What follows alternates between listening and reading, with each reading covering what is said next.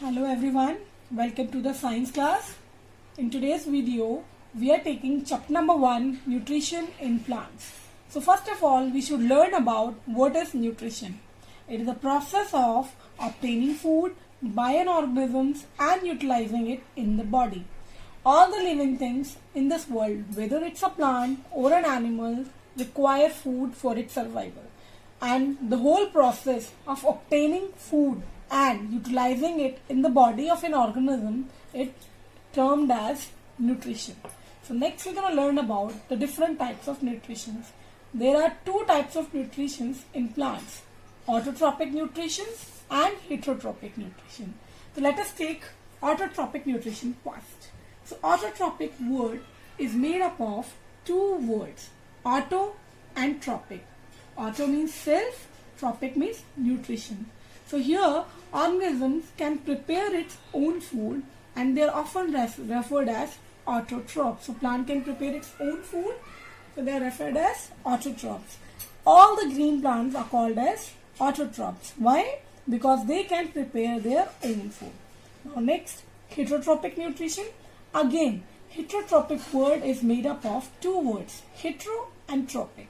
Hetero means other, trophic means nutrition.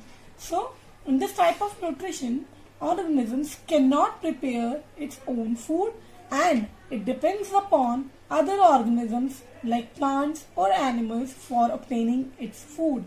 So they are often referred as heterotrophs. Some examples of heterotrophs are animals, non-green plants, etc. Okay, so now we are going to talk about autotrophic nutrition in detail, that is process of photosynthesis. Now you can see in this diagram actually represents the process of photosynthesis carried out by a plant.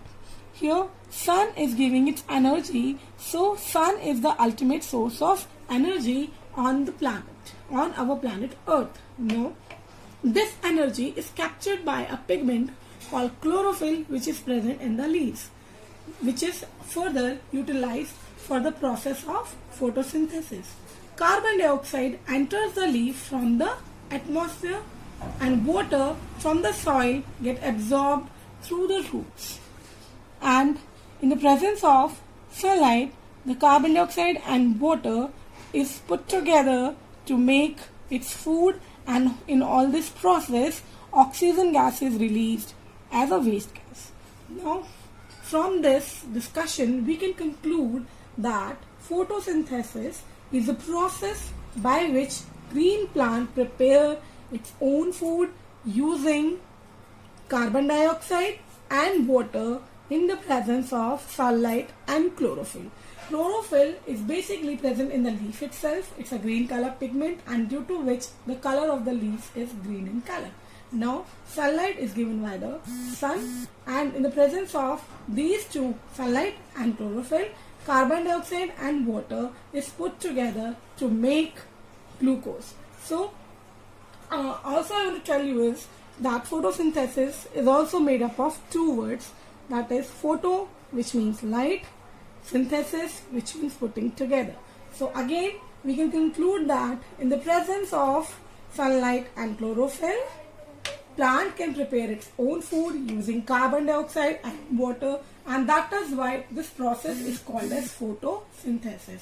The equation involved in the process of photosynthesis is here: 6 molecules of carbon dioxide gas and 6 molecules of water in the presence of sunlight and chlorophyll makes up 1 molecule of glucose and 1 molecule of oxygen, which is released in the upper atmosphere. Now let us discuss about the various raw materials required for the process of photosynthesis. There are only 4 raw materials required for this process. Number 1, carbon dioxide, number 2, water, number 3, chlorophyll, and number 4, sunlight. So first of all, we talk about the carbon dioxide. As I told you earlier while showing you the diagram, that carbon dioxide enters the leaf from the atmosphere, and it enters the leaf with the help of tiny pores which are present on the surface of the leaves, and those tiny pores are often called as stomata. This is the diagram showing the stomata. This stomata is guarded by or surrounded by two cells which are called as guard cells. These are basically kidney shaped or bean shaped cells which controls the opening of stomata, and this also controls the closing of stomata. Next we talk about the water. Water is absorbed from the soil through the roots of the plant, and this absorbed water later enters to the stem where xylem vessels are present. These xylem vessels form the continued passage of water, then the absorbed water along with the nutrient reaches to the leaves where it is utilized in the process of photosynthesis. Number 3, chlorophyll. Chlorophyll is a special green color pigment which is already present inside the leaves, and this chlorophyll pigment is enclosed in a special cells which are called as chloroplast, and because of this green color pigment in the leaf, the color of the plant is green color. Now fourth is the sunlight. Sunlight comes from the sun and provides energy to perform the process of photosynthesis. That is the reason why sun is often called as the ultimate source of energy. Now next we are going to discuss about the heterotrophic nutrition in plant. There are 4 types of heterotrophic nutrition in plant. Number 1, parasitic nutrition. Number 2, saprophytic nutrition. Number 3, insectivorous plants. Number 4, symbiosis, or we call it as symbiotic relationship. So let us talk about the parasitic nutrition first. So in this type of nutrition, plant obtain food from the green plants on which they live. That is, the plant cannot make its food because it is a heterotroph, and it derives its food from the other green plant on which they live. So the plant on which they live, they are called as host, and the plant which derive the nutrition on the other green plant is called as a parasite. Example, Cuscuta and Mistletoe. Cuscuta is a total parasite as it is totally dependent for nutrition on the other plant on which it grows. And Mistletoe is a partial parasite because Mistletoe can perform photosynthesis as it has green colored leaves, but for the raw materials it has to depend upon the other plants on which it grows. That is the reason Mistletoe is often called as a partial parasite. Now second, we discuss about the saprophytic nutrition.